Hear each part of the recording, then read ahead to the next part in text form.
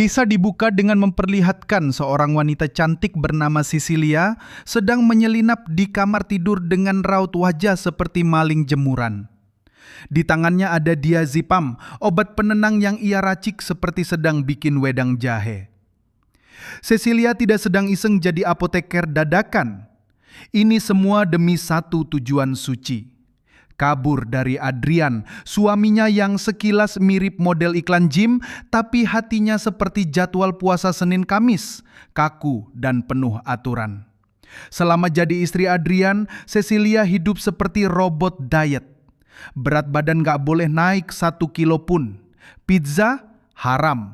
Donat, dosa besar. Seblak langsung dianggap sesat. Mie gacoan dianggap pergaulan bebas. Telur gulung, murtad.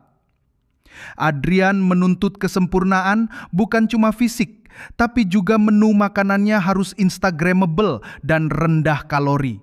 Malam itu, setelah Adrian meneguk minumannya yang sudah dibumbui cinta dan diazepam, dia mulai goyah. Bukan karena rindu, tapi karena otaknya diajak tidur lebih dulu oleh diazepam. Cecilia langsung ambil langkah 1000, kabur dengan semangat seperti pelari olimpiade yang dikejar deadline diet. Itulah awal dari pelarian sang istri yang rindu donat dan perjuangan melawan suami yang lebih horor dari berat badan naik 0,5 ons. Cecilia, bak agen rahasia kelas emak-emak arisan, sedang mantengin CCTV rumah sambil deg-degan ngeri-ngeri sedap. Soalnya, dia harus pastiin Adrian, si suami ahli teknologi yang super nyebelin, tetap kebluk alias tidur pulas. Dia pun dengan keahlian hacker dadakan, mematikan alarm keamanan rumah. Tapi, baru mau kabur, dia nemu alat aneh yang bikin dia bengong. Tapi karena waktu terus berjalan, dia tinggalkan alat itu. Baru jalan 2 langkah, Cecilia nabrak tempat makan anjing. Tapi untung Adrian masih tidur kayak mayat kekenyangan. Cecilia pun lanjut keluar rumah dan ketemu anjing kesayangan Adrian. Dia pun ngelepasin kalungnya karena ya masa anjing aja dikekang. Baru lepas kalung, si anjing bukannya diem malah nyenggol mobil. Alarm mobil berbunyi kayak konser dangdut dadakan. Cecilia langsung panik, dak-dik-duk-der, napas kayak naik roller coaster. Dia buru-buru naik pagar, akhirnya setelah jungkir balik dan hampir keseleo, dia sampai juga di tempat janjian sama adeknya, Emily. Tapi Emily belum nongol. Cecilia panik, tiba-tiba norojol. Emily muncul dari balik mobil, kayak ninja kesiangan. "Cepetan naik," kata Emily. Cecilia langsung naik, belum sempet napas, Emily malah nanya, "Kamu kenapa sih kabur gitu, bawa koper, rambut aut-autan, kayak abis ikut sinetron?" Cecilia cuma bisa melotot, "Nanti aja jelasinya."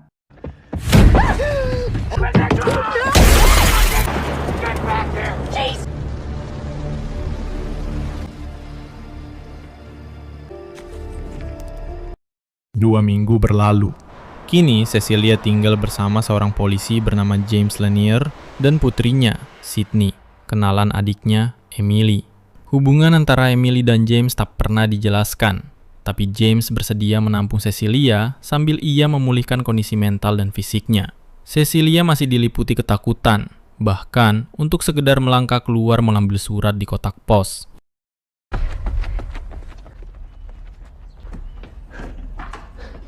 Cecilia terus diliputi rasa cemas.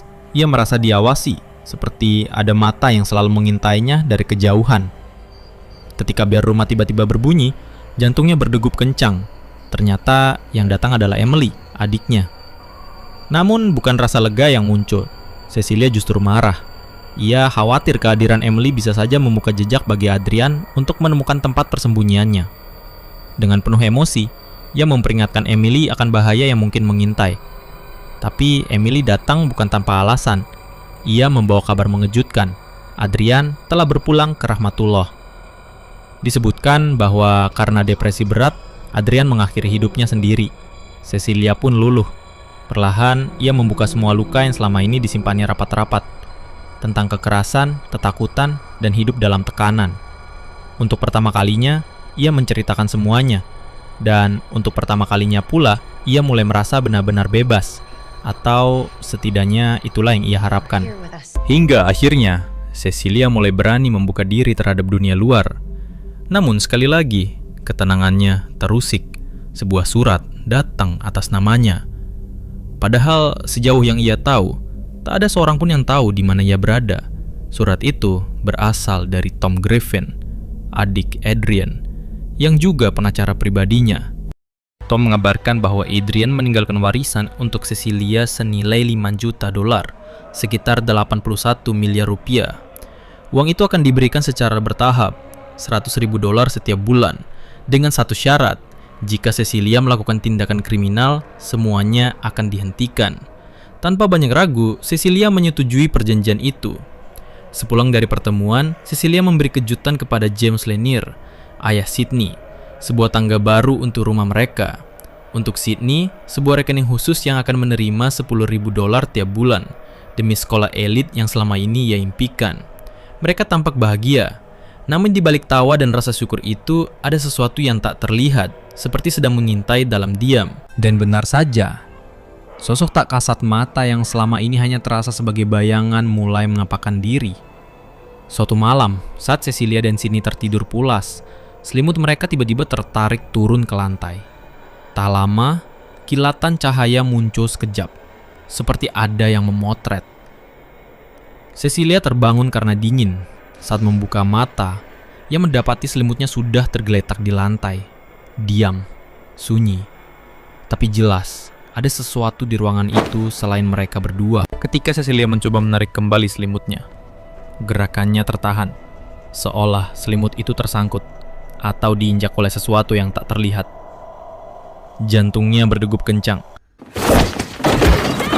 Ketakutannya memuncak, menciptakan kegaduhan yang membangunkan James. James segera masuk ke kamar. Tapi ruangan itu kosong. Tak ada siapapun. Tak ada apapun. Dengan nada tenang, James menyuruh Cecilia kembali tidur, karena besok pagi ada wawancara kerja yang harus Cecilia hadapi. Keesokan harinya, Cecilia menghadiri sesi wawancara kerja. Ia berniat menunjukkan hasil karyanya di bidang arsitektur. Namun saat membuka map yang dibawanya, gambar-gambar itu tak ada. Padahal ia yakin telah menyimpannya dengan rapi. Kepanikan belum reda. Tiba-tiba tubuhnya terasa ringan. Pandangannya buram. Ia limbung, lalu jatuh pingsan. Wawancara terpaksa ditunda. Cecilia dilarikan ke rumah sakit.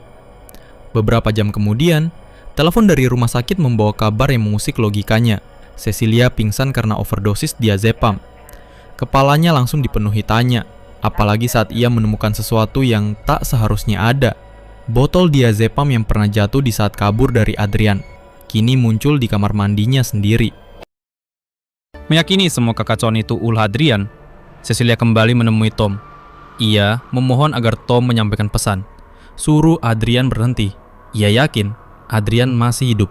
Namun Tom tetap pada pendiriannya. Ia menunjukkan foto-foto sebagai bukti bahwa Adrian telah tiada.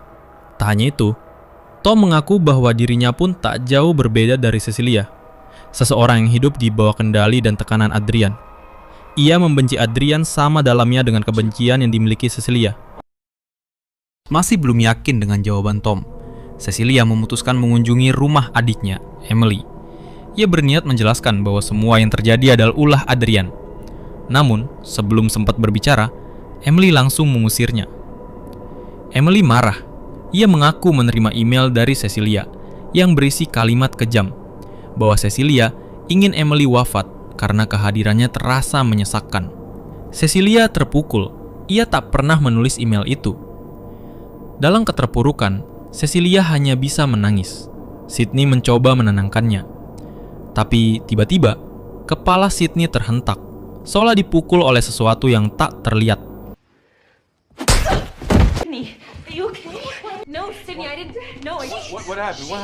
Seketika suasana berubah. Cecilia kembali jadi tersangka. James, yang sebelumnya membela, kini mulai goyah.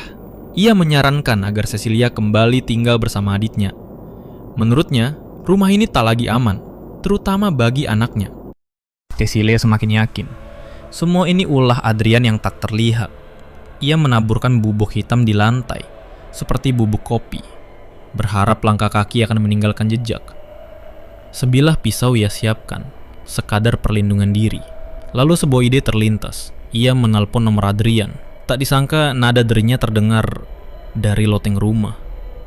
Dengan napas tertahan, Cecilia memeriksanya. Dan benar, ponsel Adrian ada di sana.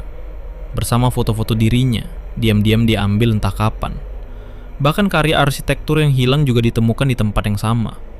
Saat itu juga ponsel Cecilia bergetar. Sebuah pesan masuk dari nomor tak dikenal. Surprise. Segalanya semakin jelas. Adrian belum mati. Ia hanya tak terlihat. Untuk memastikan keberadaan Adrian, Cecilia menyiramkan cat ke arah bawah. Dan benar saja, sesosok tubuh tak kasat mata muncul di tangga. Namun hanya sekejap, Adrian kembali lenyap. Dia kembali mencari keberadaan Adrian. Tiba-tiba tubuhnya terangkat ke udara. Lehernya dicekik oleh sesuatu yang tak terlihat. Kakinya menendang-nendang, terayun di udara, sementara napasnya tersengal.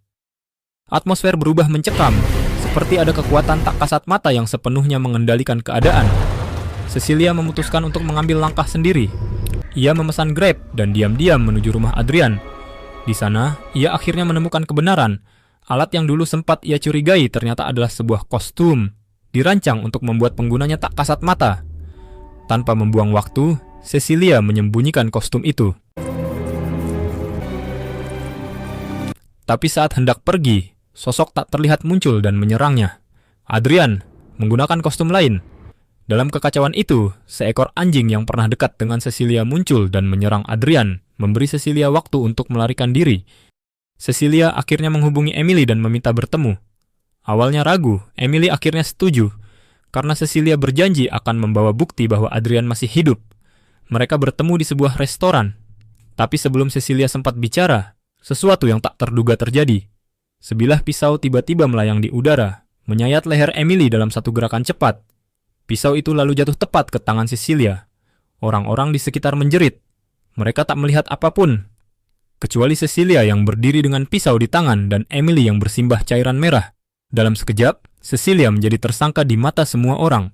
Cecilia akhirnya diamankan dan dibawa ke fasilitas pengobatan. Di sana, ia terus memberontak, meyakinkan siapapun yang mau mendengar bahwa ia bukan pelakunya. Karena dianggap tak stabil, dokter memutuskan untuk membiusnya. Saat mulai sadar, Cecilia kembali bersikeras bahwa Adrianlah pelakunya. Tapi polisi justru menunjukkan bukti lain, sebuah email yang dikirim dari akun Cecilia, berisi keinginan agar Emily wafat. Cecilia ingin menjelaskan bahwa ia punya bukti lain, tapi kalimatnya terhenti. Napasnya tertahan.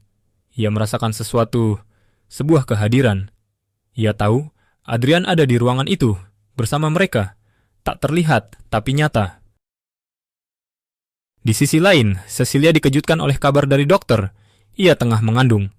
Kabar yang seharusnya membahagiakan, justru membuatnya hancur. Kehamilan adalah hal yang selama ini ia hindari, karena itu akan membuatnya sulit lepas dari Adrian. Dan benar saja, semuanya bukan kebetulan. Ini bagian dari siasat Adrian. Tak lama, Tom kembali mendekatinya, kali ini membawa tawaran. Asuransi tak akan dihentikan, Cecilia tak akan dipenjara. Dengan satu syarat, ia harus melahirkan bayi itu. Dan kembali pada Adrian. Mendengar syarat itu, amarah Cecilia memuncak. Tanpa berkata banyak, ia langsung membuang surat perjanjian ke lantai di depan Tom. Namun di balik sikap marahnya, pikirannya tetap tenang dan terarah. Saat Tom lengah, tanpa sepengetahuannya, Cecilia diam-diam mengambil sebuah pena dari dalam kopernya. Cecilia menggunakan pena yang ia ambil untuk memancing Adrian keluar dari persembunyiannya. Ia mengancam akan mengakhiri hidupnya sendiri, membuat Adrian kehilangan segalanya, termasuk anak yang selama ini ia rencanakan. Ancaman itu berhasil. Adrian, yang tak terlihat, muncul untuk menghentikannya. Dalam hitungan detik, Cecilia membalik keadaan dan menyerangnya. Menusuk meski tak bisa melihat dengan pasti. Kegaduhan pun pecah. Teriakan dan benturan memancing petugas masuk. Tapi Adrian lebih cepat. Ia melumpuhkan salah satu dari mereka sebelum sempat bereaksi. Cecilia mencoba memanfaatkan kekacauan itu untuk kabur.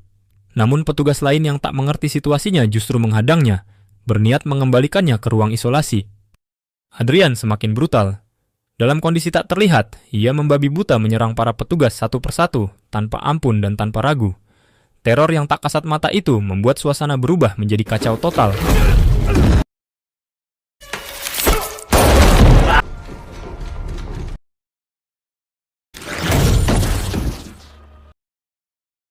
Di tengah kepanikan, Cecilia melihat celah. Ia berhasil melarikan diri dan meraih pistol milik salah satu petugas, satu-satunya cara untuk bertahan dari sosok yang tak bisa ia lihat, tapi jelas mengincarnya.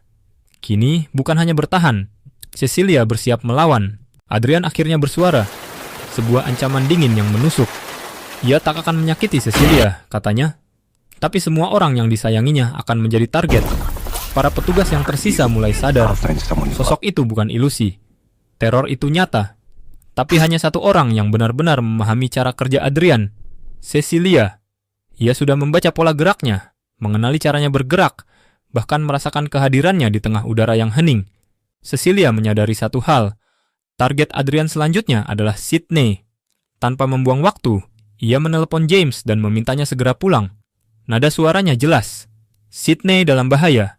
Sementara itu, Cecilia mengejar Adrian, tapi ia sudah terlambat. Adrian telah lebih dulu tiba di rumah. Tempat Sydney terlelap tak menyadari ancaman yang mengintainya. Namun sesuatu membuat Sydney gelisah. Naluri membangunkannya. Ia membuka mata dan merasa ada yang tak beres di dalam kamar. Dalam kepanikan, Sydney meraih semprotan gas air mata dan menyemprotkannya ke segala arah. Teriaknya menggema, dan benar saja, semprotan itu mengenai sesuatu atau seseorang. Adrian ada di sana. Sydney mencoba melarikan diri, tapi tak kuasa. Lawannya bukan hanya tak terlihat, tapi juga jauh lebih kuat. Saat situasi semakin genting, James muncul. Tapi ia datang tanpa tahu apa yang sebenarnya terjadi. Dalam hitungan detik, ia diserang habis-habisan. Adrian menghajarnya brutal, tak memberi kesempatan sedikit pun. Sosok yang tak terlihat itu kembali menunjukkan bahwa ia lebih dari sekadar ancaman. Ia adalah teror nyata. Di saat kritis itu, Cecilia muncul.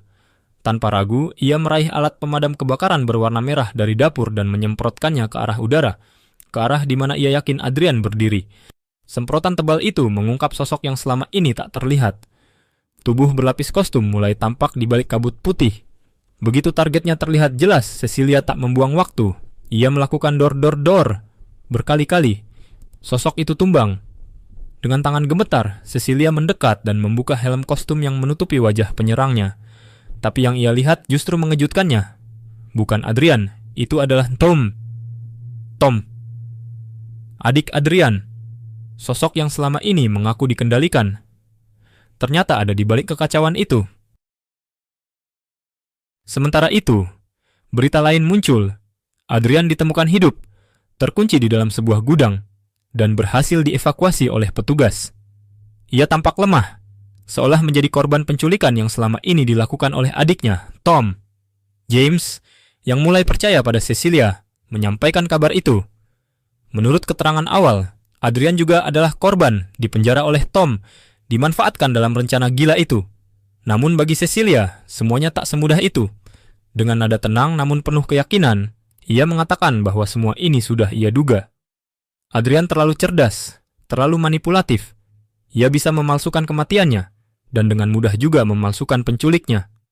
Bagi Cecilia, Tom hanyalah alat, boneka yang digerakkan oleh Adrian dari balik layar. Korban sebenarnya bukan Adrian, ujar Cecilia pelan.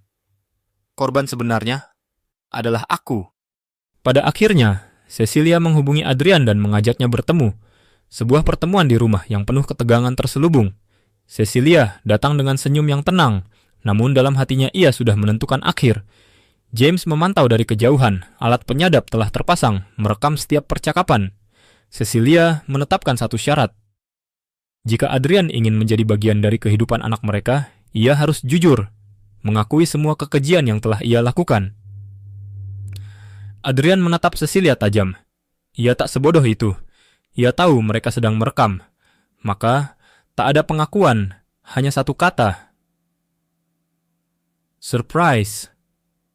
Satu kata yang hanya bisa dimengerti oleh Cecilia. Bagi yang lain, terdengar tak berarti. Tapi bagi Cecilia, itu lebih dari cukup. Bukti diam yang membenarkan semua firasatnya. Dengan mata yang tampak lembut, Cecilia berpamitan ke kamar mandi. Adrian tersenyum puas, merasa menang. Ia bahkan sempat mengambil sebuah pisau di meja, memainkannya di tangannya. Sebuah kesombongan kecil, gestur yang membuatnya merasa tetap berkuasa. Tapi ia tidak tahu. Cecilia kembali, mengenakan kostum tak kasat mata yang selama ini ia sembunyikan dan yang polisi tahu hanya ada satu kostum yang sudah polisi sita. Dalam senyap, ia mendekat dari arah buta. Tiba-tiba, tangan Adrian ditarik. Pisau itu diarahkan ke lehernya sendiri. Dalam waktu sepersekian detik, Adrian terkejut, tapi tak sempat melawan. Cairan merah mengalir deras dan Adrian tersungkur. Posisi pisau masih tergenggam di tangannya. Bagi siapapun yang melihat, tampak jelas. Adrian seolah mengakhiri hidupnya sendiri. Cecilia melepaskan kostum. Ia mengatur nafas, lalu perlahan berjalan keluar kamar mandi sambil memalsukan ekspresi panik. Ia menjerit kecil melihat tubuh Adrian dan langsung menelepon polisi dengan suara gemetar. James masuk dengan napas tertahan. CCTV dan rekaman suara seolah mendukung cerita Cecilia. Ia tahu kebenarannya, tapi kali ini ia memilih untuk diam. Ia tahu siapa sebenarnya korban dan siapa yang akhirnya memenangkan peperangan yang tak kasat mata ini. Tamat.